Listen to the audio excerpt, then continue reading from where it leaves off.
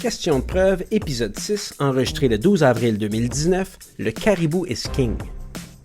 Du studio Léo Laporte, je suis Hugo Martin, avocat en pratique privée depuis une vingtaine d'années. Fondateur de Rivercast Media, plateforme qui héberge des balados, dont Question de preuve, un podcast d'actualité juridique. On dit souvent que le droit mène à tout, mais mon invité d'aujourd'hui préfère dire que le droit mène partout.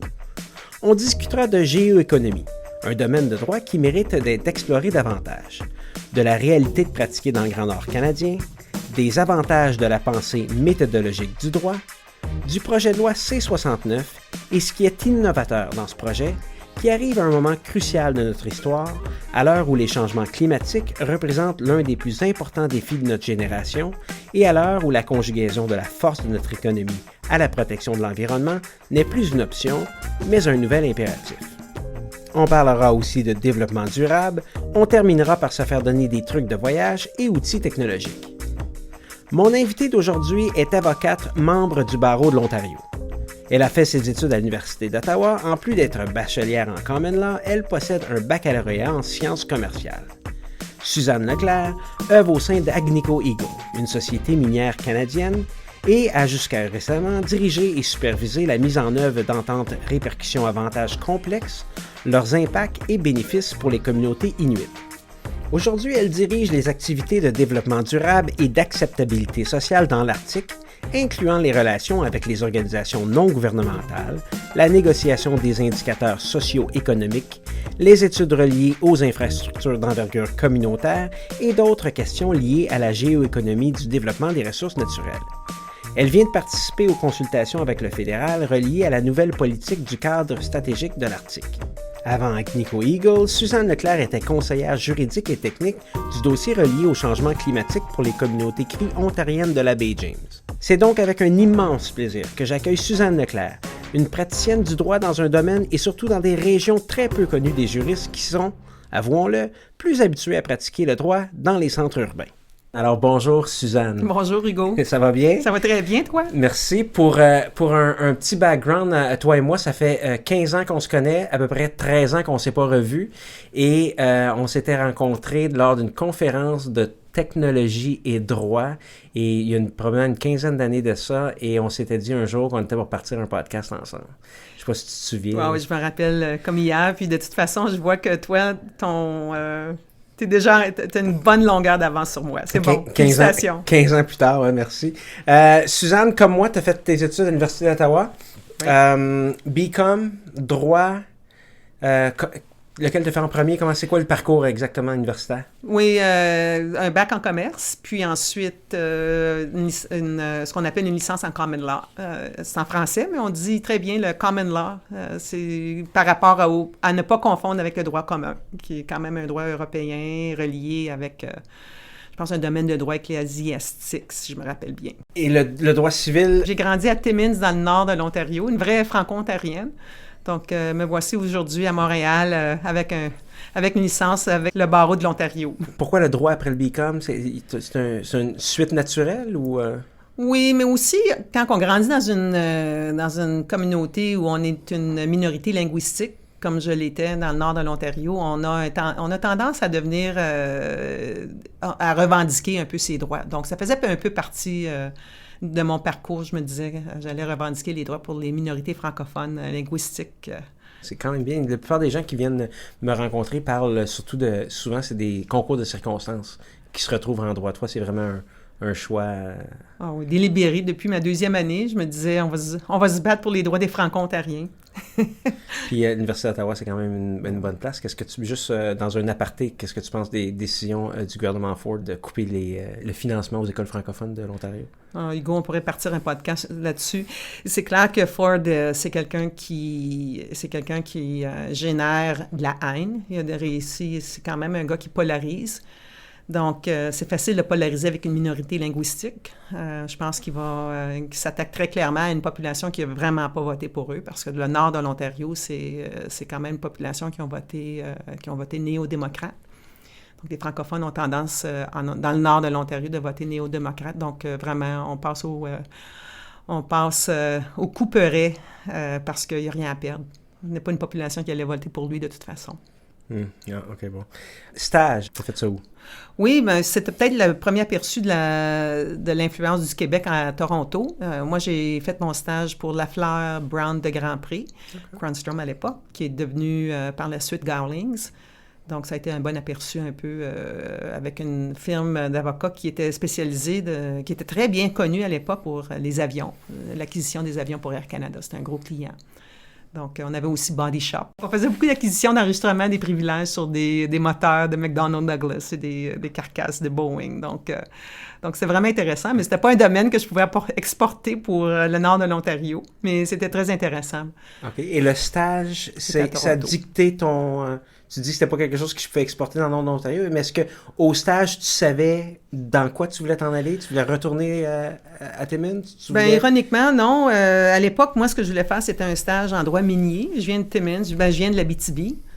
Donc, je rêvais de faire du droit minier, mais moi, je suis génération X. Donc, quand j'ai gradué, on a gradué en plein milieu de la récession. Donc, disons qu'on s'est un peu... fallait choisir un domaine de droit qui nous était offert. Donc, on ne choisissait pas un peu les domaines de droit. Mais moi, je voulais faire du droit minier. Mais aussi, j'avais un côté, puis c'est là où ça a vraiment influencé mon parcours, j'avais un côté, j'aurais voulu être en géopolitique. C'était vraiment en géopolitique que je voulais me lancer. Donc, évidemment, on sait tous que Timmins, c'est un grand centre géopolitique mondial. Tu serais surpris. il y a des angles à explorer. Mais effectivement, c'était vraiment ça dans le parcours, je voulais me lancer. Mais je te dirais peut-être les premières années, on ne choisit pas un peu, on découvre le droit. C'était un peu une façon de pouvoir explorer les zones qui pouvaient être intéressantes. Donc, les avenues qui m'étaient offertes à l'époque étaient très limitées. On était en récession, on retourne dans les années 90. Puis, seulement après, je suis tombée dans un domaine de droit autochtone un peu par inadvertance. Mais je savais que si je suivais un domaine de droit autochtone, qui était dans le fond, quand on y pense, le domaine de droit autochtone, c'est un domaine de droit international. Dans le fond, le droit autochtone, c'est des traités. Mm-hmm. C'est des traités. Donc, je me suis dit, c'est peut-être le filon à suivre, le droit autochtone, pour pouvoir vraiment commencer à tomber en géopolitique, puis en géoéconomie. Par la suite, j'ai compris que c'était peut-être moins la géopolitique que je recherchais, mais plutôt la géoéconomie, c'est-à-dire qu'est-ce qu'on peut faire, comment on peut bâtir une économie basée sur notre géographie. Et de là, le fun a commencé. Ah, bon, OK. Je pense que c'est ce qu'on recherche un petit peu dans le podcast Question de preuve, c'est vraiment des praticiens qui font autre chose. Ah. Et c'est vraiment le fun d'entendre dire ça. Et est-ce qu'aujourd'hui, tu pourrais qualifier ta pratique ou qualifier comme une spécialité laquelle? C'est pas tout à fait du minier, c'est pas tout à fait du autochtone, c'est pas... Oui, c'est un très bon point. Puis je m'entête à dire à tout le monde qui ont le malheur de m'écouter que je suis spécialisée en géoéconomie.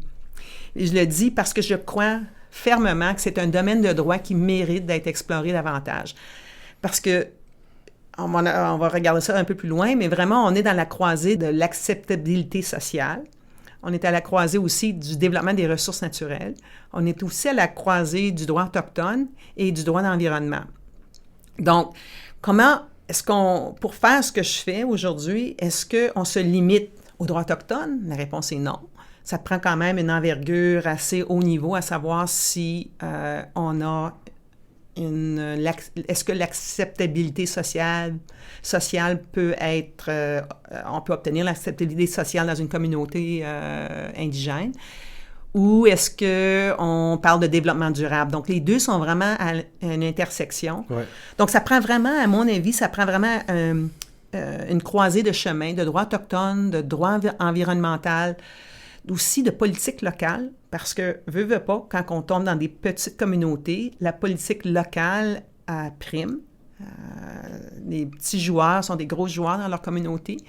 Et aussi, il faut avoir le doigté pour pouvoir ramener des bénéfices à des choses très concrètes. Donc, on va parler de ça également, mais c'est vraiment, je te dirais, c'est une pratique de géoéconomie et c'est à développer.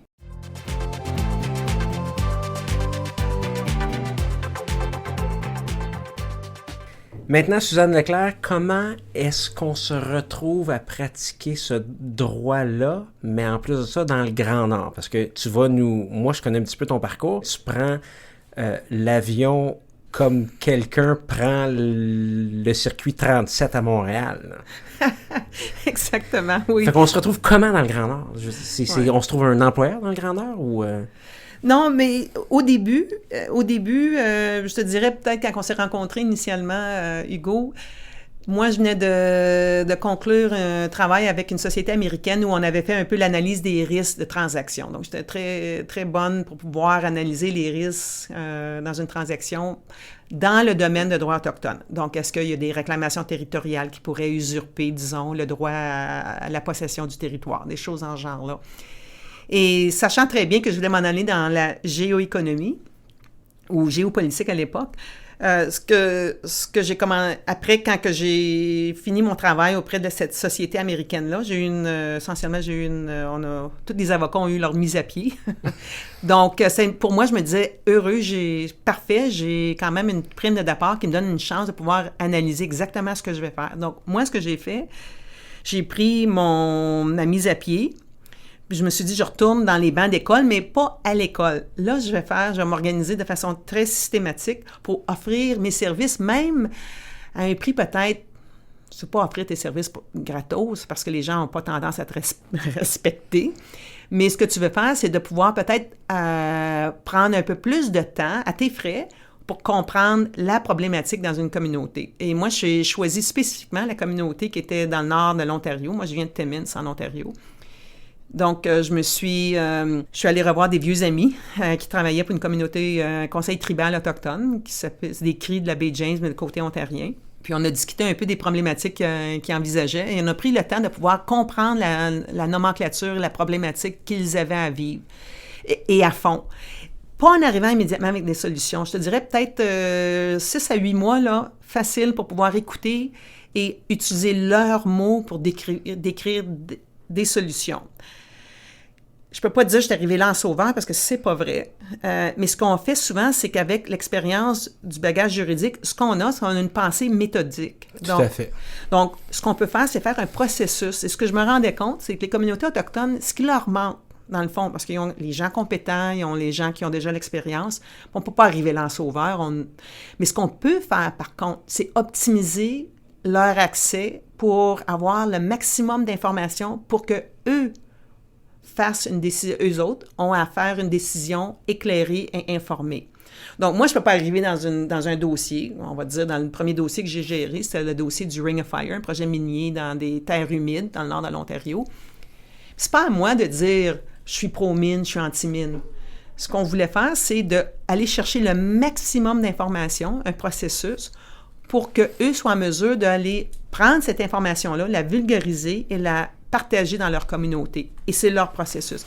Donc, c'est ça que j'ai commencé à faire. On a mis sur pied un processus de réflexion assez cartésien, mais tenant compte de la façon qu'on va communiquer la science et les impacts à leur façon. C'est pour la vulgariser, non pas la réduire son côté technique. Puis de travailler avec ça. Et ça, c'est ça qui a fait en sorte que moi, j'ai été capable de travailler avec des communautés subarctiques. Mais moi, je savais déjà qu'en travaillant et en établissant une expertise de méthodologie, et non pas, je te dirais au début, une connaissance, c'est certain aujourd'hui j'ai une connaissance, mais une méthodologie dans le subarctique, je savais déjà là, que j'arrivais près de mon dessin, c'est-à-dire je voulais être en géopolitique arctique, c'était mon but. Et je savais que je m'approchais. J'étais déjà dans une zone écologique subarctique. Et c'est rien, là, faire le saut par la suite. Donc, moi, je travaillais pour des groupes autochtones. Là, j'ai bâti mon expertise, ma méthodologie, montré que j'étais pas anti-mine ou pro-mine, anti-développement, anti-changement climatique.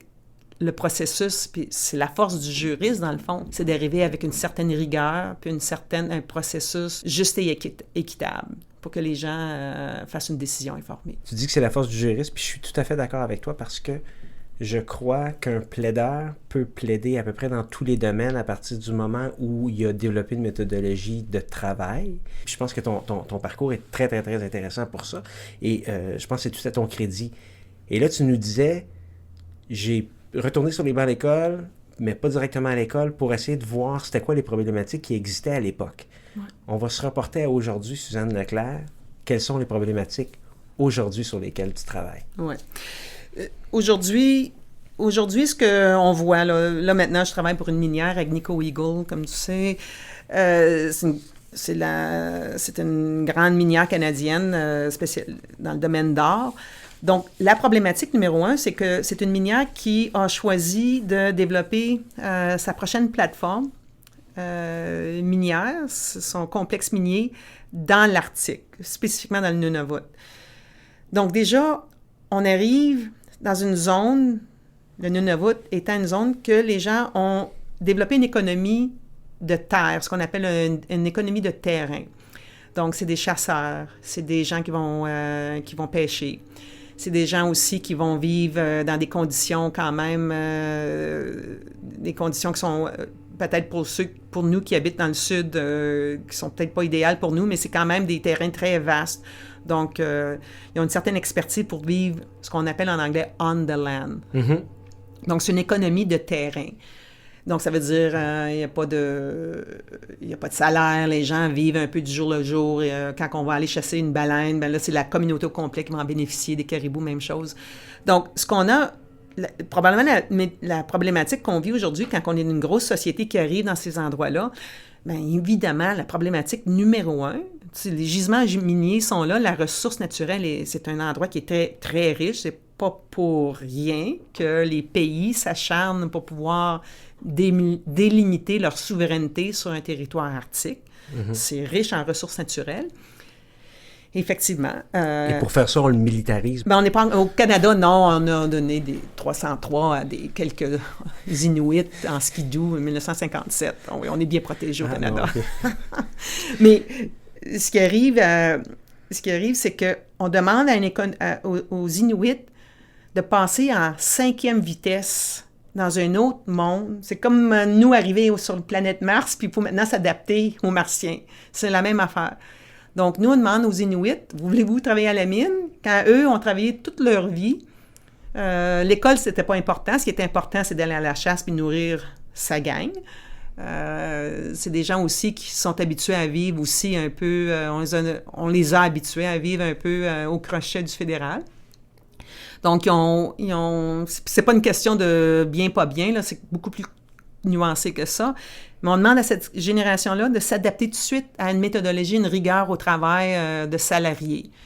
Donc, moi, je te dirais, aujourd'hui, ce qui est numéro 1, c'est d'obtenir l'acceptabilité sociale de ces communautés-là quand eux perçoivent qu'une minière va déranger le caribou. Et le caribou is king. C'est la vache sacrée. Oui, okay. Oh oui, on arrête. Donc, on veut développer un grand projet, là, disons, transmission hydroélectrique, les pipelines, une minière, un port, des trains. Eux, ils disent, wow, on prend notre temps parce qu'on a le caribou à protéger. Exactement. C'est quoi les mesures d'atténuation, vous, minières, que vous allez nous offrir pour pouvoir nous assurer que nos cultures, notre façon de subvenir à nos besoins, notre sécurité alimentaire, dans le fond, comment est-ce que je vais être impactée? Mais est-ce qu'ils s'expriment comme ça? Oui. Oh, oui. Ah, tout à fait. Okay. Oui. Oh, oui. Mais si on leur dit, je vais te mettre un IGA, tu vas voir. Oui. Bien, ça, c'est un problème parce que en travaillant avec des différents... c'est une population qui est assujettie à plein de recherches. Donc, on a vraiment une information assez académique pour aller analyser un peu les styles de vie.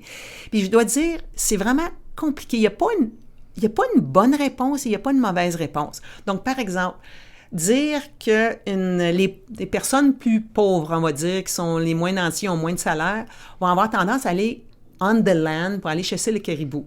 OK? Mais ceux qui ont un salaire, qu'est-ce qu'ils font? Ben, ils chassent moins, puis s'en vont manger des chicken fingers. OK. OK? des doigts de poulet. Okay. Donc, je dis pas que tout le monde fait ça, mais on a encore une population que, quand ils ont un salaire, ils ont tendance à se nourrir un peu moins, de façon moins, tu sais, ils vont manger un peu plus de cochonneries. Comme nous, d'ailleurs, on est beaucoup différents que ça. Ils vont s'acheter un skidoo, comme nous. Tu sais, les mêmes défauts qu'on a, sauf eux arrivent immédiatement dans... Pas de transition, je faisais l'année passée, j'étais sous le seuil de pauvreté, puis aujourd'hui, je fais 90 000. OK, on parle de ces chiffres-là en plus. Là. Ah oui, non, ils font pas 45 000, là. Non. Ça, c'est quelqu'un qui rentre, là. Une minière pouvait facilement faire entre 65 et 90 000. Puis avec un peu d'expérience, un métier, une 12e année, 125, 135 000. Mais comment on gère cette transition-là? Donc, bref, pour répondre à ta question, l'enjeu numéro 1, c'est l'acceptabilité sociale. Comment une minière va avoir un impact sur leur méthode traditionnelle, qui est peut-être bonne à long terme, qui est peut-être moins bonne, parce qu'on a quand même des gros problèmes de désespoir. Tu sais, je ne veux pas dire que... Pour quelqu'un qui va dire c'est noir et blanc, il faut vraiment se méfier parce que la question est vraiment franchement complexe. Donc, ma problématique aujourd'hui, c'est de comment enligner les priorités des communautés avec ce qu'on propose comme projet de développement de ressources naturelles. Est-ce qu'on est capable d'enligner les priorités communautaires? Et je te dirais, c'est là où il faut repenser toute la négociation, l'entente avec les communautés. Parce qu'aujourd'hui, ce qui arrive, on fait les ERA. Les ERA, c'est les ententes de répercussions avantages au Québec. Mais dans le langage de Common Law, c'est on appelle ça Impact Benefit Agreement ou IBA. Et dans mon cas, c'est Inuit Impact Benefit Agreement. Exactement. Ce qui arrive normalement, la balle part, et c'est les avocats, des consultants, on est dans une salle de conférence à Winnipeg, disons, et on commence à négocier. On n'a même pas consulté la communauté. Au moins, les organismes qui représentent les Inuits n'ont même pas encore consulté les communautés à savoir qu'est-ce qui est important pour eux. Mais tout ce que tu me disais, mon réflexe de juriste embarquait, puis on dit, bon, on cause de dommages à quelqu'un. Quand on cause de dommages à quelqu'un, on fait quoi? On le paye. Et oui, c'est ça qu'on... Oui, effectivement. On lui donne de l'argent. Oui. Il y a une limite à l'argent pour compenser leur mode de vie. Est-ce que je me trompe? Hugo, tu as entièrement raison. Et moi, je viens de me réveiller à cette réalité-là. Donc, moi, ça fait 10 minutes puis je suis déjà réveillé. Mon Dieu! Pourquoi t'es ici à Montréal? Tu vas être dans le Nord avec moi. Non, mais ce qui arrive à l'heure actuelle, c'est que on a à peu près 156, 130 ERA au Canada. Là, je me rappelle bien, c'est peut-être un peu plus maintenant. Nous, les juristes, on suit le même modèle, le même template, le même modèle de ERA ou d'IBA. Donc, qu'est-ce qu'on a dans le modèle? On a des royautés, on a des emplois, on essaie de viser 50 %, qui est très difficile dans une communauté qui est éloignée.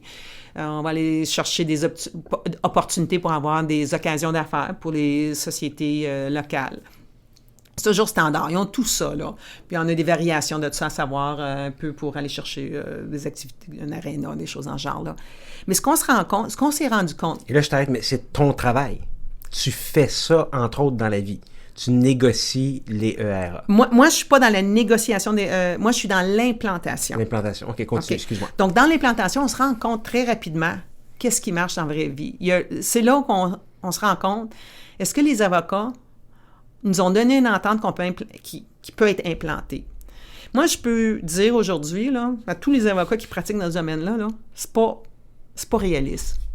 Je peux le dire.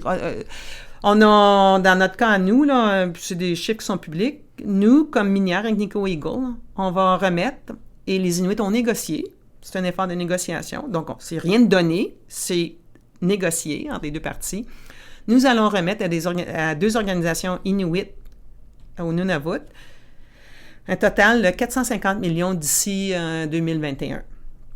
Donc, on parle, ça c'est une minière, c'est-à-dire 2 projets miniers. Là. OK. On parle, c'est des gros sous. Des gros sous. Donc, les Inuits vont être en mesure très rapidement d'avoir un fonds souverain. Ça ne sera pas long, là. On va vraiment avoir le calibre de ce qui est le fonds souverain en Norvège, par exemple. On est dans cette ligue-là.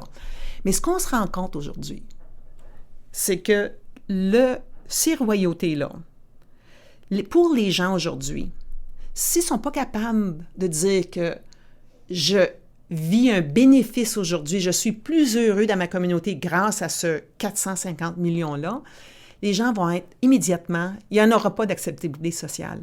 Okay. Il n'y en aura pas.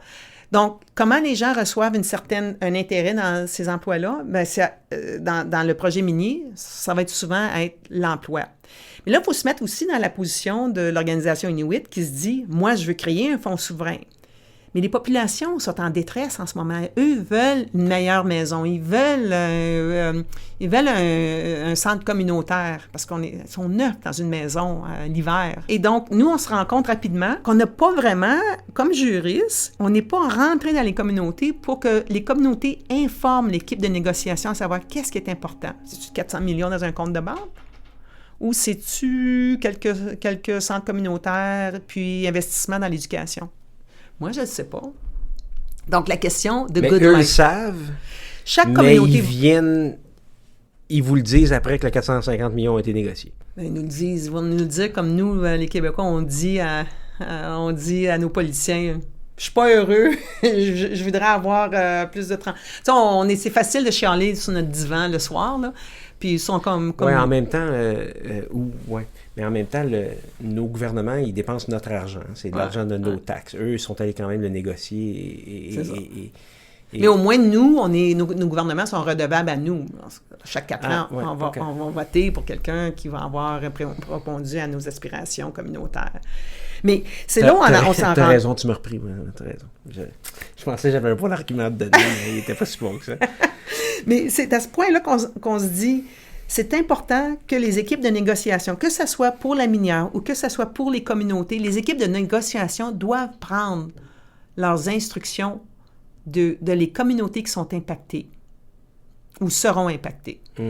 Et ça, c'est le bout... Et pour l'instant, ça se fait pas. Non. Et t'es toute seule à savoir ça? Moi, toute seule à savoir ça. Oui, je te dirais, avec l'interaction que j'ai avec les autres juristes, c'est clair qu'ils ne le voient pas comme ça. Donc, ceux qui sont...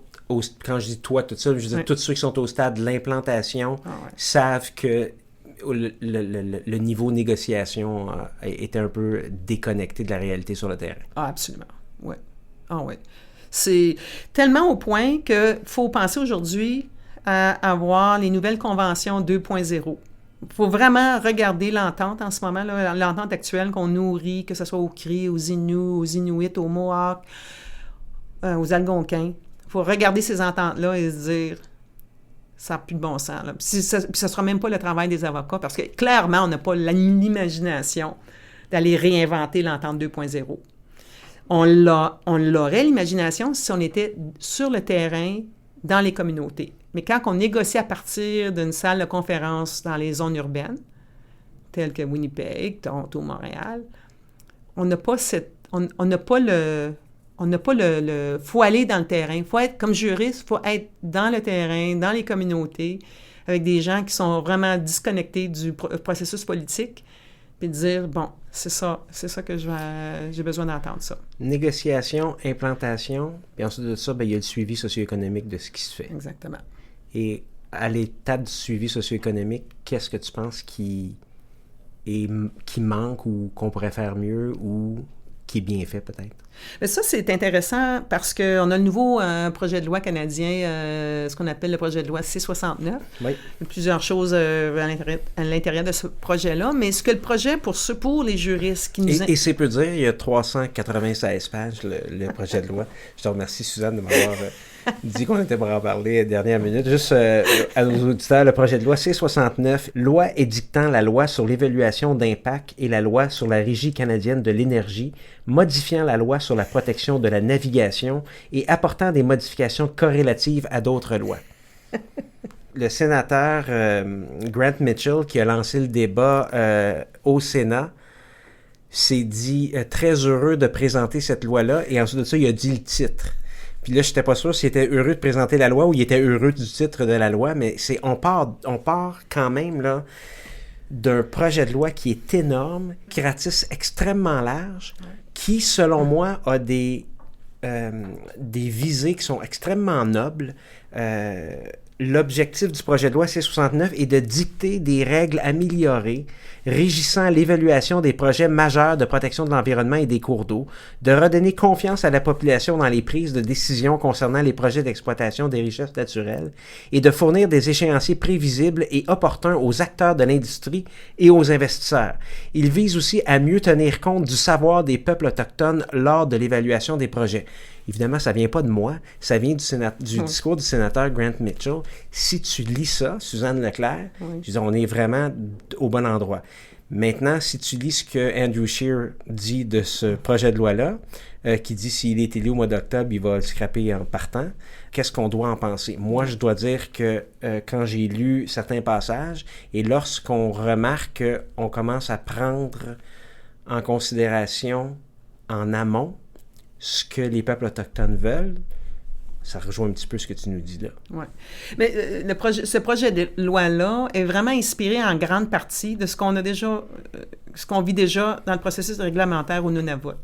Donc, moi, je suis déjà impliquée à l'implantation d'une loi qui ressemble, plus ou moins, là, je n'irai pas dans la nuance, mais on vit déjà les impacts et les bénéfices d'une telle loi qui est aussi avec une portée aussi large. C-69 ça n'a pas été écrit from scratch. Non, c'était en grande partie inspiré du Nunavut. Parfait. C'est vraiment le modèle. Puis le Nunavut, les architectes du Nunavut ont vraiment, c'est des grands penseurs et ça a été pensé beaucoup par une équipe d'Inuit, de leaders Inuit et de penseurs quand même ici, c'est-à-dire à Ottawa.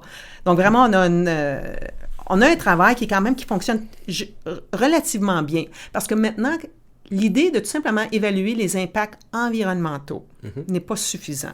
Les bénéfices aussi. Il faut regarder aussi les impacts socio-économiques. OK. Et quand tu me parlais tantôt de comment le socio-économique tombe là-dedans, bien là, on est dans les indicateurs, ce qu'on appelle les indicateurs socio-économiques, desquels on va prendre pour pouvoir mesurer si le projet, tel qu'anticipé, est-ce qu'on répond aux attentes? Donc, on évalue les impacts potentiels comme responsable du projet. Mm-hmm. Donc, on évalue, on va avoir un impact sur l'eau, l'impact sur la faune, l'impact sur les mammifères marins, l'impact sur les communautés. Mais est-ce que je me trompe? Parce que quand j'ai dit tout à l'heure les bénéfices aussi, le mot impact, il y a quand même une genre de connotation négative, mais on essaye avec cette nouvelle loi-là de pas juste sortir ce qui est mauvais, c'est de dire un peu ce qui est bon aussi. Qu'est-ce que ça peut apporter comme bénéfice aux communautés, à l'environnement? Est-ce que je comprends que c'est un peu là où on s'en va? Oui, exactement. Oui. Donc, à travers de ce processus réglementaire-là, il va y avoir un processus technique. Donc, les gens qui ont une expérience technique, que ce soit des scientistes, des consultants en environnement, vont être présents. Et il va y avoir également ce qu'on appelle l'organisation des chasseurs, parce qu'eux sont considérés, ils ont un savoir traditionnel et un savoir quotidien de la nature qui les entoure. C'est les experts, dans le fond. Mais en même temps, ça prend un équilibre entre les scientistes, les chercheurs, puis aussi le savoir communautaire, parce qu'il n'y a pas à dire que un ou l'autre a le génie du savoir ici. Donc, on a entendu plein de savoirs traditionnels où ils ont blâmé, disons, les mines quand on a vraiment une variation de la nappe phréatique en raison du changement climatique. Donc, souvent, les gens vont dire « Ah, vous avez changé, mon eau est maintenant noire plutôt que brune. Dans l'ancien temps, mon eau était brune. » Nous, on arrive, on dit « Oui, OK, mais c'est parce qu'on n'a pas commencé à opérer encore, puis il n'y a pas rien qui sort de la mine. Okay. » As-tu pensé que la variation... ce que tu vis, peut avoir une autre source. Oui. Bien, le changement climatique, il y en est pour beaucoup. Okay. Donc, souvent, une minière va être blâmée pour beaucoup, beaucoup d'impacts. Donc, on commence à comprendre que c'est une variation de la nappe phréatique et c'est 100% relié avec le changement climatique. Donc, il y a tout ce mystère-là qui est encore mal compris. Et quand on parle avec les communautés, bien c'est ça, les communautés viennent dans la section, ce qu'on appelle la consultation publique. Et là, on entend tout, là, ceux qui sont enragés, tout le monde, ceux qui sont heureux. C'est vraiment un free-for-all. Mais là, quand tu dis « on parle des intérêts commerciaux.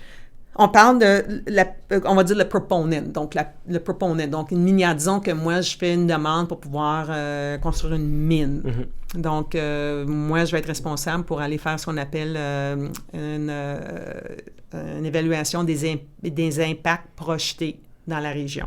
Et ça, la loi dit que c'est à votre responsabilité. Ah oui, effectivement. Okay. Puis au Nunavut, c'est la même chose? C'est ça, oui.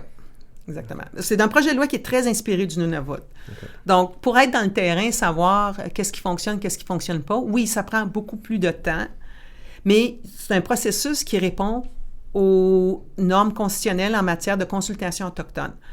Donc, une des raisons qu'on a de la misère aujourd'hui au Canada de pouvoir faire approuver des grands projets, c'est que la méthodologie est vraiment un peu hopscotch. On va dire, dans une province, c'est facile, dans une autre province, c'est moins facile, mais essayer de passer une ligne hydroélectrique à travers de différentes juridictions, ça prend quand même un standard de consultation qui va répondre aux exigences moi je les appelle les super communautés, parce qu'il y a deux types de communautés. Tu as les communautés non autochtones, et tu as les super communautés. Donc, ça, c'est des communautés autochtones qui ont eux vont appeler ça un droit de veto. C'est peut-être plus complexe que ça, je dirais. C'est peut-être un droit d'être consulté, avoir un droit d'avoir la pleine divulgation des informations, de faire un choix éclairé.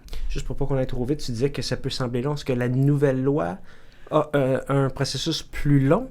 Selon ce que je lis, au moins, cette loi-là a un processus qui est fixé dans le temps, au moins. Oui, mais c'est complexe dans le sens que c'est quand même une démarche réglementaire qui est très complexe. Donc, avant ce qu'on faisait je peux dire, avant ce projet de loi-là, ça va être une emphase particulière sur les impacts environnementaux. Oui, mais là, l'étude d'impact et de bénéfices doit être complétée en 300 jours. Ça, faut s'entendre que ce que le projet dit ici, donc, dépendamment dans quelle juridiction on se situe, ce projet-là cherche à comprendre la pleine teneur des impacts. Numéro 1. Okay. Avant même de parler de bénéfices. OK? Faut comprendre. Parce que dans le fond, je sais, des juristes autochtones vont me corriger, là, mais grosso modo, ce qu'on fait, c'est que pour pouvoir négocier les bénéfices, il faut comprendre la teneur des impacts. On ne peut pas négocier une entente répercussion-avantage sans comprendre 100% la teneur des impacts, incluant socio-économiques et environnementaux. On ne peut pas avoir un IBA avant de passer à travers... Tu ne peux pas avoir un IBA avant ça, là. Okay. Parce que ton IBA, c'est les bénéfices pour avoir subi les impacts. Donc, si les impacts sont importants, bien, c'est certain que tu ne vas pas accepter des bénéfices de 2 millions. Là, je me demande si c'est la juriste qui parle ou c'est la juriste qui parle. OK. Donc, c'est pas une avocate à la solde d'intérêts commerciaux. Non, c'est une avocate qui se fie sur un processus de pleine divulgation pour qu'une communauté soit en mesure de prendre une décision éclairée à savoir si elle va appuyer un projet ou décliner le projet dans sa communauté.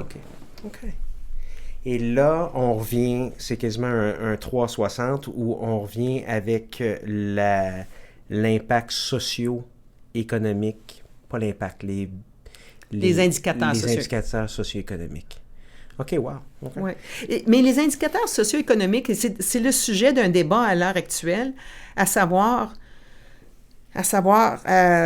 nous, comme indicateurs socio-économiques, qu'on fait le suivi, on fait annuellement le suivi des indicateurs.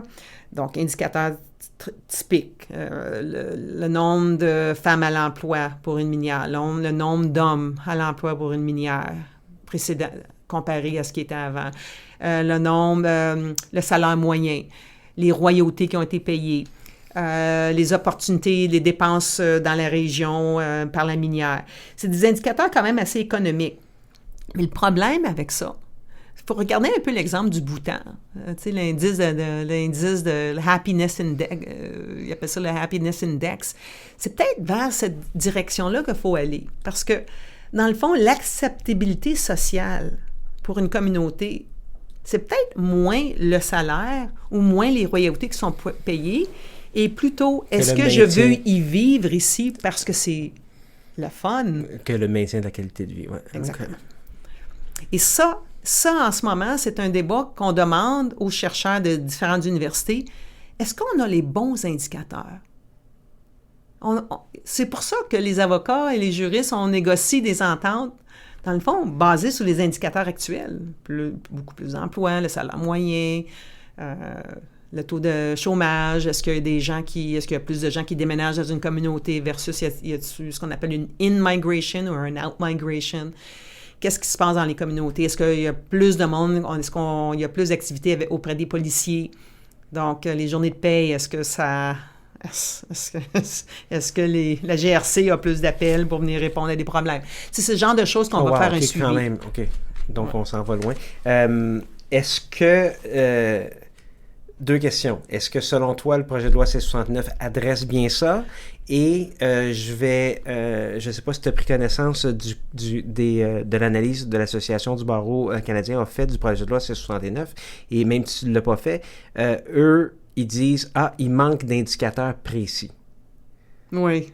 Et là, je me dis, ben voyons, là, avec Suzanne Leclerc, ce que tu me dis, c'est non, c'est beaucoup plus large. Si on fait une liste d'indicateurs, ben on va se limiter encore à des choses que soit qu'on n'aura pas prévues ou qui ne seront pas nécessairement applicables de communauté en communauté. Mais donc, c'est qui choisit les indicateurs? Et c'est ça l'astuce.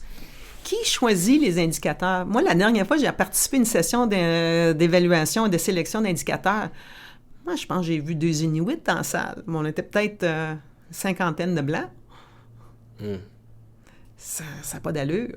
Mais écoute, je dois dire, Suzanne, que juste le fait que tu me dises qu'un des indicateurs, c'est le jour de paye, est-ce que la GRC a plus d'appels? C'est clair qu'on ne peut pas limiter, on ne peut pas faire une liste d'indicateurs. Je veux dire, et là, pour revenir encore à ce même type d'indicateur-là, socio-économique, si on s'en va, et j'avais bien aimé le terme qui est utilisé, les Greenfield Regions, donc c'est des régions qui n'ont pas encore été impactées. Ouais. Toi, tu disais tout à l'heure, j'ai commencé dans le subarctique, maintenant je suis contente, je suis dans l'Arctique, mais là, on peut aller encore plus au nord, puis aller dans des régions qui n'ont pas été impactées, et où il y a encore moins de personnes qui y vivent, j'imagine. Ouais. On fait quoi pour développer des nouveaux indicateurs? On fait quoi? On n'est jamais allé là. C'est pas comme si... Parce que là, de façon que tu me parles, c'est un petit peu du renchérissement de projet en projet. Hein? On avait 50 femmes, maintenant on en veut 58. On faisait 90 000 par année, maintenant on veut faire 96. Ça semble être juste du renchérissement. Puis en même temps, on ne sait pas nécessairement si on a touché aux bons indicateurs qui vont... L'indicateur de bonheur, finalement, pour ces gens-là. Mais plus on monte là, au nord, il n'y a pas personne, ou il y a moins de monde, et c'est une région qui n'est pas affectée. On fait quoi avec... est-ce que le projet de loi C-69 adresse aussi ces... Oui, le projet de loi est très... Évidemment, comme je disais, le projet de loi est inspiré en grande partie de ce qui est déjà en place au Nunavut. Donc, pour les juristes qui se posent la question, ça va être compliqué. C'est complexe, mais c'est pas compliqué. Il y a une nuance à faire là-dedans. Donc, on a un processus il y a beaucoup de détails à fournir, mais le processus étant quand même assez bien défini. Donc, on peut vivre très bien dans le processus du projet de loi C-69. Là où ça devient un peu plus intéressant, c'est que le projet de loi C-69 inspire également ce qu'on appelle le cadre stratégique de la politique arctique. Parce que ce projet-là cherche maintenant, ce qui est vraiment intéressant, c'est quand même, à mon avis, à l'heure actuelle, ce gouvernement-là, c'est pas parce que c'est le gouvernement libéral ou conservateur, mais ce gouvernement-là a été capable de prendre un projet de loi, de l'adapter à son cadre stratégique politique pour pouvoir asseoir la souveraineté du Canada dans l'Arctique. Et comment on va le faire? Donc, on a un cadre stratégique qui est quand même en ébauche, un projet d'ébauche à l'heure actuelle. Donc, j'ai travaillé... Sur lequel tu participes aux consultations. Exactement, oui, au nom de l'industrie. Et dans ce cadre-là, on regarde effectivement une consultation auprès des communautés, à savoir, eux, les communautés, qu'est-ce qui fait qu'un projet, que ce soit un projet d'infrastructure, un projet minier, qu'est-ce qui fait que vous allez avoir une meilleure vie? Et les communautés ont déjà répondu à l'appel, ont déjà dit, moi, je vais avoir une meilleure vie si le taux de suicide est réduit, si j'ai plus de maisons, il manque environ 3000 maisons là, dans l'Arctique. Donc, ils ont déjà dit, puis les communautés ont déjà dit, je veux être en meilleure santé. Donc, on a déjà une piste pour pouvoir être inspiré pour la prochaine génération d'indicateurs socio-économiques. Mais à l'heure actuelle, les indicateurs socio-économiques méritent d'être réévalués dans un contexte que la communauté décide elle-même ce qu'elle préconise. Donc, on a déjà vu, je pense, dans une des communautés CRI dans le nord du Québec, ils ont travaillé avec l'Université de Guelph et ils ont en effet choisi leur indicateur pour évaluer si le projet a amené les retombées, les bénéfices tels qu'ils avaient anticipé. Et c'est bon pour le promoteur du projet Et c'est bon pour la communauté parce que le promoteur du projet, souvent, va arriver, va dire, je vous ai promis tous ces bénéfices-là. On arrive 5 ans plus tard. Puis le promoteur a tenu... J'ai livré, oui. A livré. Et on a encore une communauté qui est choquée. Mon Dieu, pourquoi? On vous a... Tous les bénéfices, vous les avez acceptés, vous êtes déçus. Donc, c'est une bonne idée pour pouvoir... Un exercice qui est bénéfique pour les deux parties, à savoir, OK, moi, je vais revenir dans 1 an, dans 3 ans, dans 5 ans, puis on va mesurer si vos attentes sont répondues, basé sur vos critères d'évaluation. C'est important parce que c'est seulement comme ça qu'on va pouvoir avoir l'acceptabilité sociale d'un projet. Est-ce que c'est prévu au projet de loi? Indirectement. Le suivi, OK. Indirectement, oui. Mais ça va être probablement dans les règlements par la suite. Là. OK. Il y a eu quand même 136 modifications jusqu'à maintenant au projet de loi. Ça va être terrible. Moi, je vais être étonné que ça passe avant le mois d'octobre. Mais... Ben là, je pense que le Sénat voulait même le pousser avant la pause de l'été. Je ne sais pas si ça va être possible. C'est maintenant que ça se passe. Ouais. On a touché tout à l'heure, juste rapidement, mais il y a quand même un cadre constitutionnel. Il y a des droits constitutionnels des communautés autochtones. C'est clair que le projet de loi C-69 ou la loi qui en découlera devra respecter les droits constitutionnels autochtones. Il est où le lien? Elle est où la limite? Elle est où la ligne? Comment on fait pour que les deux parties comprennent bien c'est quoi leurs droits et leurs obligations? Qu'est-ce qu'on fait pour respecter ces droits constitutionnels-là dans le cadre d'une nouvelle loi? Oui. Ben, je pense que les législateurs, à l'heure actuelle, sont très conscients qu'un projet de loi ne pourra... L'exercice d'un projet de loi à être entériné doit quand même répondre aux normes minimales avec tous les critères, ce qu'on appelle la nomenclature juridique autour du droit autochtone, du processus de consultation. OK. Parce que ça s'en va direct à la Cour suprême, sa base de constitutionnalité. Oui, mais je regarde le processus pour y arriver. Tu sais, pour s'en tenir avec le processus, c'est clair qu'il va y avoir des organisations autochtones qui vont s'opposer. Moi, j'en connais déjà quelques-unes. Mais est-ce que le projet de loi a consulté les communautés autochtones? Je peux dire que la majorité des communautés autochtones qui ont voulu participer ont eu du financement pour y participer et envoyer leurs experts et leurs chefs de classe. Là. Okay. Oh, oui. Ceux qui ont refusé d'y participer, regarde, ils ont refusé. Okay. Donc ça, c'est un choix. Ils ont fait un choix de refuser.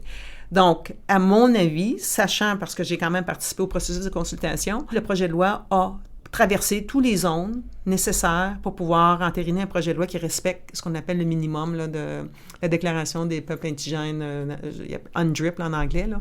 Mais est-ce que, dans tous les cas, on est en train de dire aux Autochtones, on va développer les ressources de toute façon? C'est ce qu'on leur dit? Non, c'est vraiment pas comme ça se passe. Donc, il y a un tribunal au Nunavut, puis ce qui est inspiré du projet de loi C-69, il y a quand même une commission. Oui. On a créé une régie dans ce cas-là. Une régie, bon, qui va être composée des gens de différentes expertises. Donc, ces gens-là, eux, ont une obligation d'entendre le côté technique et le côté public. Et c'est ça qui est innovant dans ce projet de loi-là. Le public a un gros rôle à jouer dans le processus. Mais si un public arrive, parce que j'ai déjà entendu ça, mon eau est noire maintenant, avant mon eau était brune, on va aller enquêter, mais est-ce que l'information technique est disponible pour pouvoir dire c'est vrai, c'est pas vrai? Donc, c'est quand même bien conçu ce qu'on appelle l'engrenage entre le technique et la consultation publique. Donc, si une communauté décide qu'elle n'en veut pas, pour des raisons pour des raisons qui sont de nature très émotionnelle, je ne suis pas certaine qu'un projet va être refusé en raison d'une raison qui va être peut-être purement émotionnelle. Mais si, disons, les impacts socio-économiques sont tels que le projet va inonder et détruire la sécurité alimentaire, parce qu'on va inonder un vaste territoire et les retombées économiques sont très moindres, je ne suis pas sûre que le projet va passer. Donc, c'est vraiment... Donc, cette commission-là, cette régie-là, son rôle, c'est d'évaluer la somme totale des impacts avec ce qui est proposé comme bénéfice potentiel. Mais le résultat de ce que tu me dis là, ce serait plutôt qu'on va ils vont proposer un nouveau projet. Ils peuvent revenir à un nouveau projet, mais il y a plein de projets dans le Nunavut qui ont été refusés en raison qui sont abandonnés ensuite. Oui. Ah oui. Okay. Ah oui. Si tu ne passes pas le test si tu n'es pas en mesure de pouvoir minimiser les impacts sur l'environnement et minimiser les impacts sur la population, ton projet ne passera pas.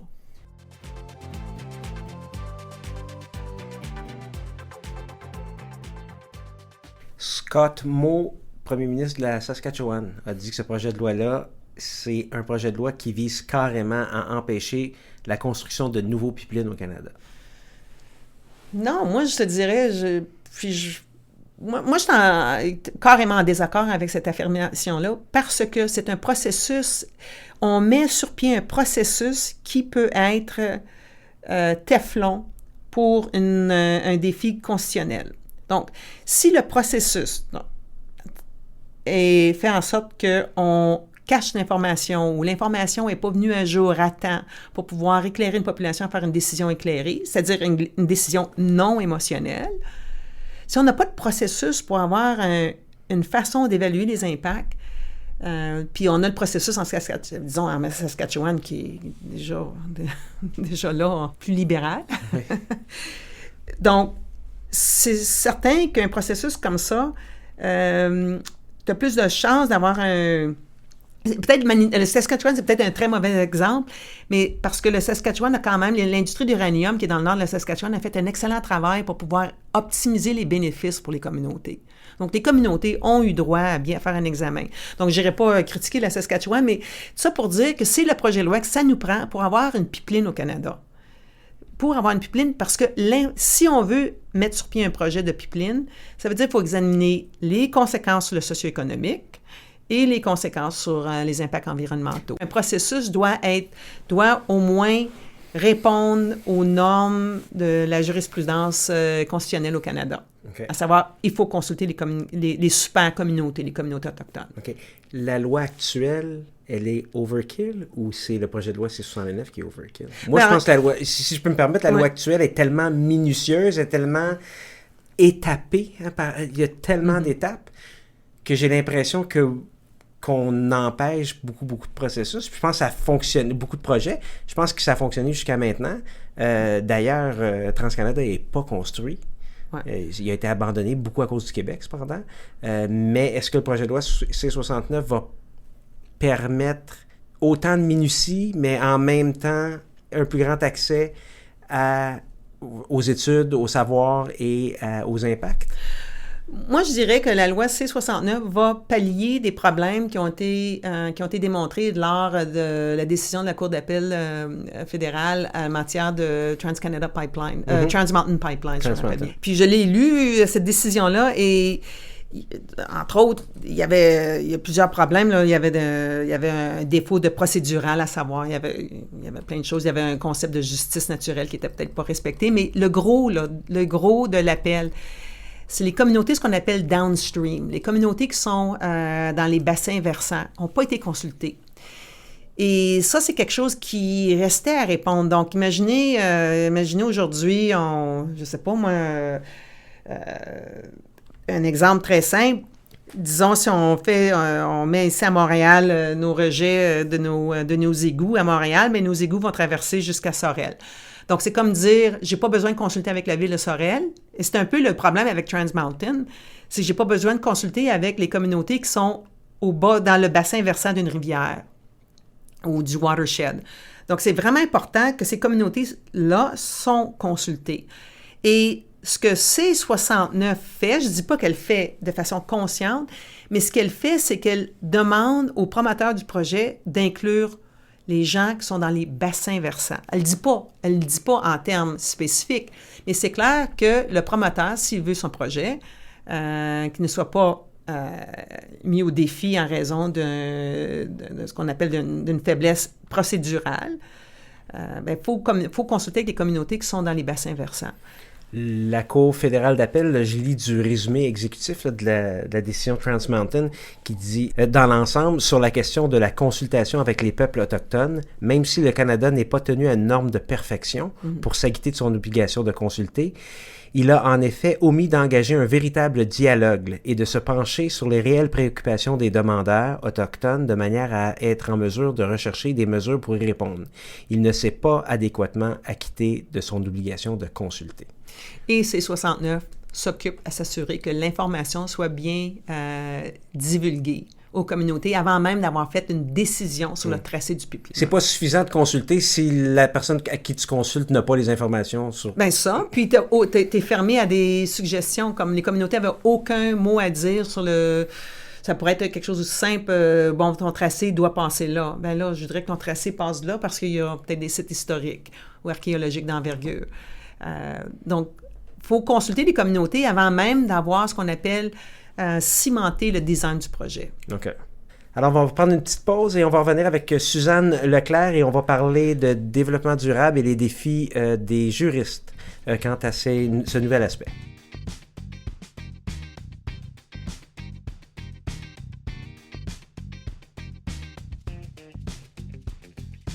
Nous sommes de retour avec Suzanne Leclerc. On avait dit avant la pause, Suzanne, qu'on était pour parler de développement durable et peut-être un peu les défis qui vont confronter les juristes dans ce domaine-là. On tombe maintenant, puis particulièrement aujourd'hui, le Canada a annoncé un projet de loi pour pouvoir moderniser le code de construction, pour pouvoir refléter toutes les mesures d'adaptation reliées au changement climatique.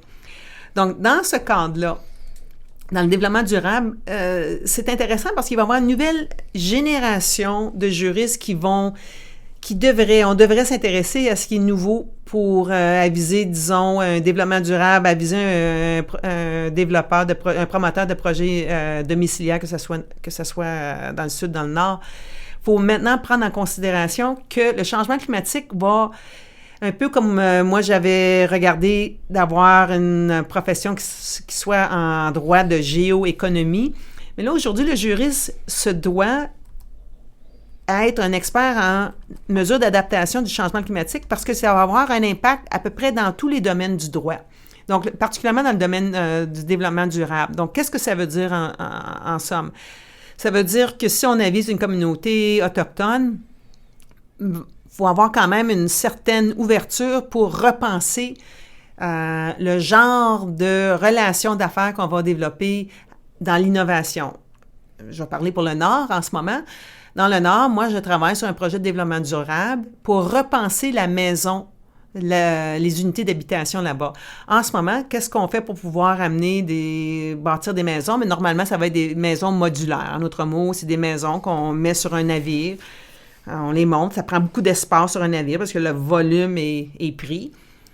Mais on travaille en ce moment, nous, pour pouvoir repenser la livraison de maisons. Est-ce que c'est nécessaire d'avoir le volume déjà fait? Donc, qu'est-ce qui arriverait si on avait une maison IKEA, ou moi j'appelle ça la maison de toundra? Est-ce qu'on peut avoir une maison dont les murs sont escamotables par des gens qui n'ont pas le métier de charpentier? C'est peut-être pas des électriciens. Donc, comment faire pour pouvoir livrer des maisons avec des murs qui sont escamotables, avec clic, clic, clic, on met un toit. Ça existe, la technologie existe aujourd'hui. Donc, comme juriste, c'est à nous de peut-être devenir entremetteurs entre, je dirais pas nécessairement des gens qui sont dans le domaine d'innovation, puis c'est des projets, c'est des idées. Il faut vraiment commencer à jouer un rôle davantage pour pouvoir devenir entremetteur entre des institutions, peut-être universitaires, parce que notre client dans l'article, notre client, lui ou elle, a des besoins très criants dans le développement durable. Ça veut dire, j'ai besoin d'une maison qui est capable de résister aux intempéries de la météo, les blizzards, etc. Aussi, le fait que c'est des maisons qui ont besoin d'être très chaudes, donc c'est important. C'est des maisons aussi que le sol va travailler. Donc, je ne suis peut-être pas ingénieur, mais ce que moi je fais aujourd'hui dans le développement durable, c'est on doit se donner une mission de pouvoir aider la communauté à répondre à ses souhaits de ce qui est important dans la communauté. Donc, dans la majorité des communautés dans lesquelles je travaille, les communautés vont me dire, Suzanne, on a besoin de plus de maisons. Qu'est-ce que tu peux faire pour nous aider à livrer d'autres maisons? Évidemment, je ne suis pas un développeur, je ne suis pas un ingénieur. ce que je fais, bon, mais là, tu mets tes connaissances du Sud, on connaît les gens dans le Sud, on travaille avec le gouvernement du Québec, pour pouvoir repenser, comment qu'on peut faire pour repenser la méthodologie pour livrer des inventaires de matériaux dans la communauté dont les gens pourraient monter leur propre maison eux-mêmes. Donc, c'est un peu, quand on parle de développement durable, ça veut dire on va repenser la livraison d'outils pour que les gens soient en mesure de s'aider eux-mêmes. Il faut repenser. L'innovation arrive souvent dans le Sud. Donc, comme par exemple l'Agence spatiale à Saint-Hubert, ils viennent de recevoir 14 millions récemment pour pouvoir repenser le dune buggy, l'argot, pour pouvoir peut-être faire des voyages dans des conditions arctiques. Ils ont déjà bâti le rover pour Mars. Mais comment qu'on peut utiliser, maintenant que l'Agence spatiale a déjà accès à certaines sommes de financement, comment ils peuvent innover dans le domaine de transport dans des zones arctiques? Spécifiquement, ils ont reçu une somme d'argent pour pouvoir... Mais la notion de développement durable, pour un juriste, c'est une notion qui est floue. Oui. C'est sûr que c'est inévitable qu'on va avoir un lien droit, économie, écologie, développement durable, qui s'en viennent tous complémentaires, mais en même temps, ces concepts-là sont tous ambigus et ça n'existe pas une définition pour un juriste de développement durable. Et nous, on travaille juste avec des définitions. On travaille souvent avec il faut qu'un concept soit défini pour qu'on soit capable de le développer. Est-ce que tu ne penses pas que c'est un défi pour les juristes? Bien, développer des projets et des infrastructures avec une empreinte qui va avoir un bénéfice pour la communauté, mais en même temps, dont son footprint, son empreinte va être quand même assez minime. Suzanne, tout à fait, c'est une des définitions. Quand je te dis que c'est un concept qui est flou, le développement durable, ça pourrait être aussi un usage durable.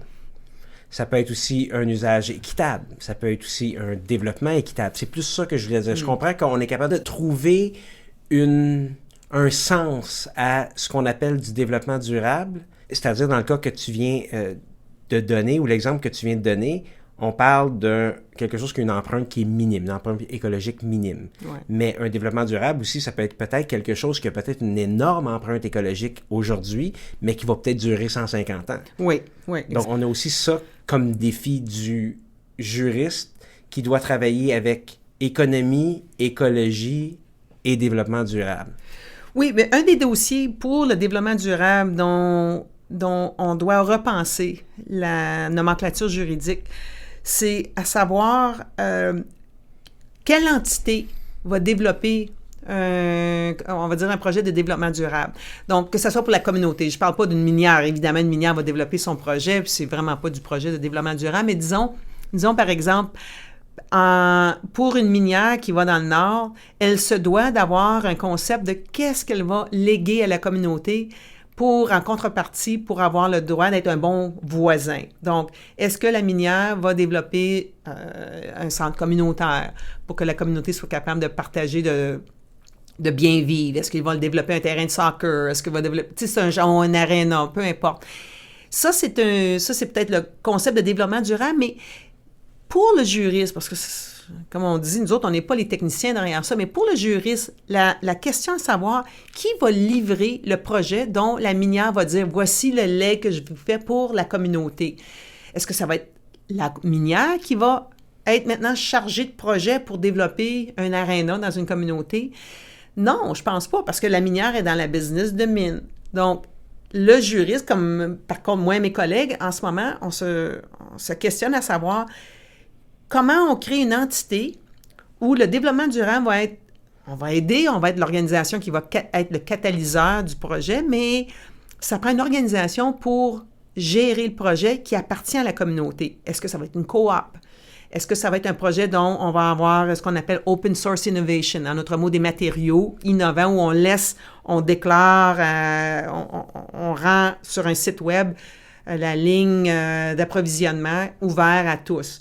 Donc, c'est le genre d'enjeu que, comme juriste, on doit maintenant considérer pour repenser qui devient le leader du projet. OK, donc le juriste est un peu le facilitateur, donc trouver les conduits qui sont les plus efficaces pour que les techniciens, les constructeurs, aller chercher bénéficiaires... le financement, ce qu'on appelle le financement du fédéral, de la province, peu importe. Parce qu'il y a toute une entité, il faut créer une entité. Moi, le problème que j'ai aujourd'hui, à l'heure actuelle, le problème spécifique que j'ai, pour aller chercher du financement du fédéral, c'est certain que si c'est un projet de communauté, mais c'est leur projet à eux. Donc, pour faire la demande auprès de la il faut que tu aies un demandeur, puis le demandeur, il faut que ce soit une entité quelconque. Une entité. Bon, ben c'est qui cette entité-là? Ouais. C'est pas la minière? C'est une coop? C'est quoi? Comment qu'on fait pour une entité qui ne sait même pas si le projet va voir le jour un jour? Donc, c'est toute la structure, comment développer le développement des infrastructures communautaires avec une certaine pérennité, qui va leader le projet. La minière va mettre à la disposition des ingénieurs, des gens, mais ça prend une entité qui gère le projet, un facilitateur, peu importe. Comment qu'on met cette structure-là? Moi, souvent, on va tout de suite, le fédéral, j'ai une demande en ce moment, le fédéral va me demander, est-ce que vous avez créé une corporation? Oh mon Dieu, créer une corporation, on s'imagine un peu là, les engouements derrière ça. On travaille à l'heure actuelle avec le gouvernement du Québec pour repenser la ligne, ce qu'on appelle Open Source Innovation. Comment qu'on peut faire, comment qu'on peut mettre des matériaux adaptés spécifiquement, qui sont innovants et qui sont adaptés pour les conditions arctiques. Comment on fait? Est-ce que souvent les gens, à l'heure actuelle, ne sont pas habitués ils ont leurs propres fournisseurs, ils ont peut-être des panneaux, des fenêtres de telle étanchéité. Mais comment on fait pour ne pas être le propriétaire de cette chaîne d'approvisionnement? Mm-hmm. Donc, la minière est nullement intéressée à être propriétaire de ce qui est de l'innovation. Elle veut quand même donner cette information-là aux communautés pour qu'eux soient en mesure de gérer eux-mêmes. Donc, il y a toute la nomenclature juridique à savoir comment on va incorporer. C'est-tu une coopérative? C'est-tu un partnership? Qui sont les administrateurs? Quand je te dis qui sont les administrateurs, est-ce qu'il y a aussi un aspect aussi culturel là-dessus? Il y a peut-être des communautés qui sont plus matriarcales, d'autres qui sont plus patriarcales. Exactement. Donc, tout ça doit être évalué. Oui. Donc, il faut repenser la structure pour avoir une structure, parce que le but premier, c'est pas faire de l'argent. Le but premier, c'est de pouvoir livrer des maisons. Ça va être quand même des gens locaux qui vont bâtir les maisons, mais c'est la source de matériaux. Qui va faire tout le projet? C'est pas les avocats qui vont faire ça, mais les avocats, eux, notre job, notre travail, notre mandat va être de mettre sur pied une structure qui peut bien recevoir, qui a l'autorité morale et l'autorité juridique de pouvoir faire une demande de financement. Donc, c'est le genre de choses qu'on voit de plus en plus parce que déjà en ayant du changement climatique, le développement durable, il faut repenser l'innovation et comment on va créer des entités qui peuvent recevoir l'innovation, qui peuvent aller chercher l'innovation et qui ne veulent pas être, surtout les promoteurs d'un projet, on ne veut pas être l'organisation qui va mettre sur pied l'innovation, on veut tout simplement être le catalyseur de l'innovation. Mais ça prend une structure juridique pour ça. C'est quand même très intéressant et si on revient un peu dans ton travail à toi, dis-moi, puis on s'en va un peu plus léger, dis-moi comment ça fonctionne une semaine pour Suzanne Leclerc. Bien, lundi matin, je suis à Mirabel, on a ce qu'on appelle un vol nolisé. Il y a plusieurs minières, toute une plateforme pour le développement nordique à partir de Mirabel et Val-d'Or. OK.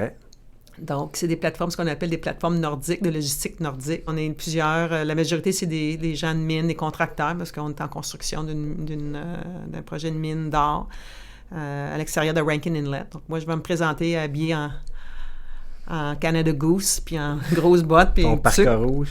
Parka rouge, effectivement. Puis c'est assis à côté de mes collègues qui sont des mineurs, il y en a qui sont des drillers, il y en a qui sont des géologistes. Tout le monde est égal. Évidemment, si tu rates l'avion, tu prends le prochain 30 minutes plus tard. Non. Non, mais j'ai l'impression, par contre, on embarque sur des Boeing 737, quand même, des combis. Donc, c'est destiné pour pouvoir atterrir sur du gravel, comme du pavé. Et vous atterrissez où? Il y a plusieurs points. Il y a 2 points. Il y a Rankin Inlet, où si un autre projet on a une autre minière qui est située au nord de Baker Lake. Donc, ça, c'est Meadowbank. Donc, on a un autre vol qui part pour Meadowbank. Donc c'est des vols à peu près de 4 heures. OK. Ça, c'est le lundi. Tu arrives au bureau à...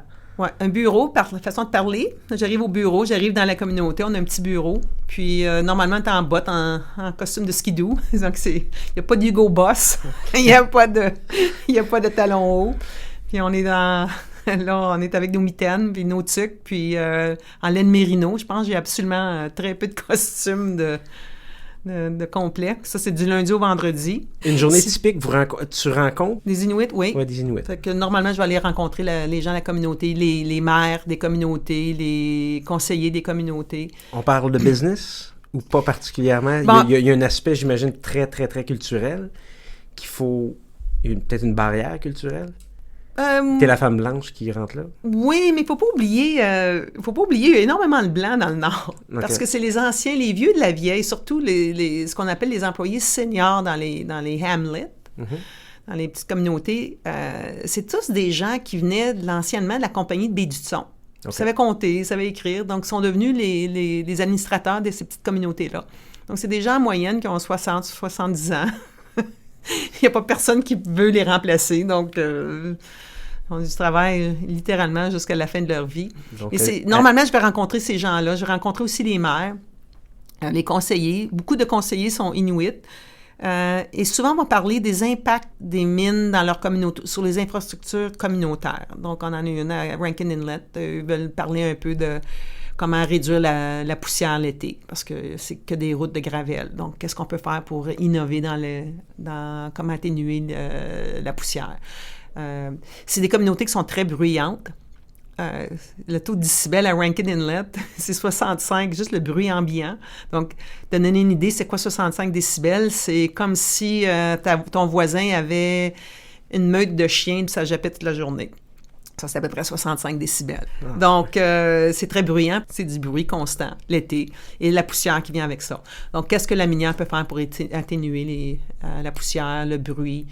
Si vous arrivez avec une solution, on rédige un contrat? On fait quoi? Si on arrive avec une solution, là, on est en train de tester des solutions avec le sel, donc du jus de betterave, des choses dans ce genre-là. C'est vraiment... Dernièrement, je travaille un peu comment améliorer les infrastructures locales. Donc, on va regarder leur port de mer, on va regarder la route, on va regarder... Il y a aussi l'implantation de l'entente, qu'est-ce qu'ils aiment pas. Et souvent, je vais rencontrer le politique aussi, le politique des organisations inuites. Donc, normalement, à ce moment-là, c'est un peu plus sérieux. Là, il faut aller, pas que c'est pas sérieux avec les autres organisations, mais c'est plus structurant. C'est-à-dire, on va les rencontrer pour savoir la prochaine génération d'entente. Qu'est-ce qu'elle devrait faire? Ça sera quoi la méthodologie? Qu'est-ce qu'on peut faire pour améliorer les infrastructures de ce qu'on appelle legacy infrastructure. Tu reviens à Montréal quand, le vendredi? Normalement, j'essaie de revenir à Montréal le jeudi, mais souvent, les vols sont tellement pleins que souvent, parce que c'est toujours priorité aux contracteurs ou à ceux qui vont développer la mine. Donc, nous comme avocats ou comme à l'emploi des professionnels à l'emploi, normalement, on est en deuxième lieu. Il faut favoriser vraiment les gens là, qui sont dehors en train de monter la mine. À part la laine Mérino dans ta valise, qu'est-ce qu'on trouve? Ça, c'est intéressant. Premièrement, je me promène toujours avec un petit kit manuel pour faire mon café espresso avec ce qu'on appelle un broyeur, un burr grinder. Okay. Parce que c'est mon luxe, puis je m'offre... j'ai pas besoin d'amener une machine espresso. J'ai mon AeroPress, mon burr grinder et j'ai mon café équitable. Je voyage toujours avec ça. Et ma tasse, que je peux... ma tasse pour éviter d'avoir du papier. Donc, café. Café. J'ai aussi ce qu'on appelle le petit Bose, un petit... le micro microsound, Bose. Un haut-parleur, OK. Un petit haut-parleur, parce que à un moment donné, tu veux être capable d'écouter tes podcasts. J'écoute beaucoup des podcasts, sérieux, je fais ça. Avant de partir pour le Nord, je télécharge un paquet de podcasts parce que quand tu arrives dans le Nord, ben là, télécharger des podcasts, c'est à peu près impossible. Il n'y en a pas la bande passante pour pouvoir aller chercher nos podcasts. J'ai une valise style un peu militaire, vert, mais c'est comme un genre de pack-sac sur roulette que je peux toujours mettre en dessous de ma chaise, de mon banc. Puis, j'ai l'art de voyager ultra léger. Les gens m'agacent souvent, mais moi, j'ai aucun scrupule à mettre la laine Mérino à 2, peut-être 3 jours en ligne. Mais c'est ça, la laine Mérino, parce que tu veux voyager le plus léger possible. Donc, c'est le truc, c'est le conseil que tu donnes pour aller dans le Grand Nord, parce qu'on sait tous qu'on va tous travailler là un jour dans notre vie. Très léger. Mais ça donne tu pratiques très bien quand tu vas en voyage également dans le Sud. Donc, mais c'est à peu près les choses qui sont les plus importantes. Puis je te dirais aussi, on a quand même des outils technologiques que j'ai toujours l'impression, j'ai vraiment Skype, on a notre travail, on est très fort sur Skype. Donc, si on veut communiquer avec n'importe qui dans l'organisation, on est sur Skype assez souvent. Donc, puis... c'est les outils Microsoft qui sont offerts. Donc, vous avez la suite Microsoft avec le Skype intégré sur votre système de communication. Oui. Mais on a même Microsoft 360 maintenant. Okay. On a une satellite destinée pour nos besoins. Puis aussi, on a WebEx. Donc, quand on veut commander des appels conférences, là, normalement, c'est WebEx. Y a-t-il beaucoup de latency ou... Oui. Ah oui. Ouais. Ben, avec les téléphones, oui. OK. Donc, c'est pour ça WebEx, Skype, c'est peut-être les petites communications qui préconisées. Ils doivent peut-être maximiser la bande passante en faisant ça. Les outils technologiques. Tu as ton iPad, tu as ton iPhone, tu as ta Apple Watch Series 4 avec pas le Wi-Fi, mais la chip cellulaire, c'est sûr et certain. Là. Qu'est-ce qui est ton outil de travail quotidien et qu'est-ce que tu pourrais te passer? Qu'est-ce que tu n'es pas obligé d'amener avec toi, tu l'amènes pareil? Bien, moi, nous, on est PC au travail, on est PC, donc on a les nouveaux Dell ultra légers, là. Ouais, c'est vraiment extraordinaire. Ouais, c'est une super machine. Vraiment, là, ça me réconcilie avec les PC parce que je pensais pas avant que j'aurais aimé ça. Mais je suis impressionnée avec ce qui est disponible pour une fille qui se promène encore avec ton MacBook Pro 2013, genre? Oui, c'est exactement ça. Le dernier bon, je suis d'accord. Mais avec ça, on a même nos téléphones, par contre, sont rendus iPhone au travail. OK. Tout le monde a des iPhones. Mais je te dirais que vraiment, le PC commence à être intéressant, la dernière version de Dell. Puis surtout, depuis qu'on est iCloud, on est Microsoft 360, c'est impressionnant. On est capable de travailler très bien dans l'Arctique avec tout ça. OK. Donc, ton iPad? De moins en moins, Hugo. J'ai maintenant... j'utilise mon iPad, mais c'est surtout pour regarder des films Netflix que je vais monter. OK, donc c'est pas pour le travail? Non. C'est pas... Non, okay. Non, vraiment, vraiment pas. Mais de plus en plus, je vois Zoom. On voit Zoom. Les organisations non gouvernementales utilisent énormément Zoom. On a beaucoup d'interactions avec WWF. Puis, si on a des appels conférences à faire, c'est surprenant. Puis, c'est la facilité. Les gens sont capables d'utiliser ça. Vraiment, pour moi, là, cette année, ça a été la révélation Zoom. Ah oui. Zoom.com.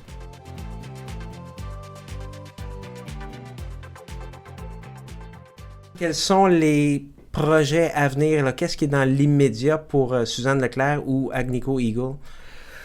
Là, ce qui est important pour Agnico Eagle, on part une nouvelle mine au mois de juin. Donc, la fameuse mine Meliadine, qui va être un projet, on va littéralement être en mesure de pouvoir couler à peu près 400 000 onces d'or par année. C'est quand même un projet avec une grande qualité d'un dépôt aurifère, très intéressant.